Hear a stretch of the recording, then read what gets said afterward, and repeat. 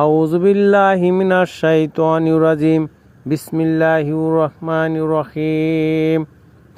আল্লাহ তাআলা আদম আলাইহিস সালাম ও হাওয়া আলাইহিস সালামকে যখন বেহেশতের ভিতর বসবাস করতে দিলেন এবং শর্ত করে দিলেন যে তোমরা বসবাস করো স্বাচ্ছন্দ্যে, কিন্তু ওই গাছের নিকটবর্তী হও না।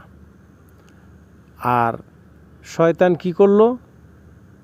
তাই আল্লাহ তাআলা কোরআনুল পাকে ইরশাদ করেন, ফাযাল্লাহু মাশশাইতানু আনহা ফাখরাজাহুমা মিম্মা কানা ফিহি ওয়া কুল্নাহবিতু বাদুকুম লিবাদিন আদু ওয়ালাকুম ফিল আরদি মুস্তাকুররুম ওয়া মাতাউন ইলাহিন।